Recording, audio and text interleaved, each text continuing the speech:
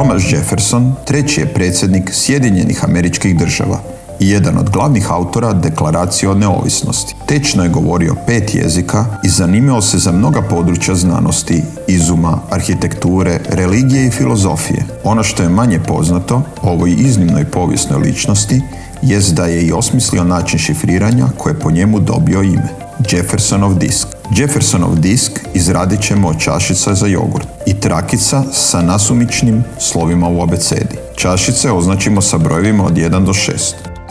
Uzmemo list sa 6 abeceda sa različitim poretkom slova. Izrežemo ih u trake, te svaku od abeceda naljepimo na rub čašice.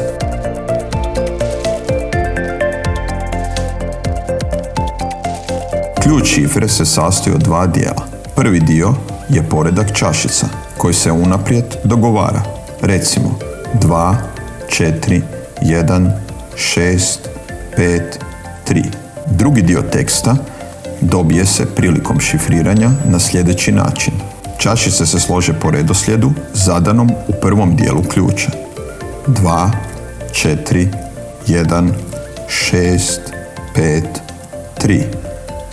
Te se upisuje riječ koju želimo šifrirati, recimo uzbuna, pomoću rotiranja čašica.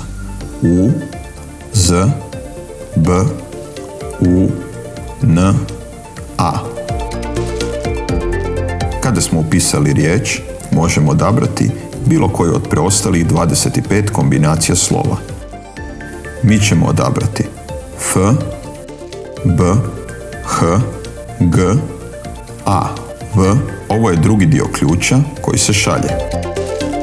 Prilikom dobivanja poruke, čašice se slažu po unaprijed dogovorenom redoslijedu, to je s prvom dijelu ključa.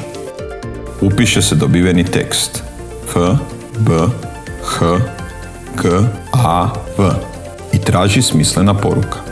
Kao što vidite, zbog kombinatorike nasumičnih abeceda, nijedan tekst nije smislen osim riječi uzbuna.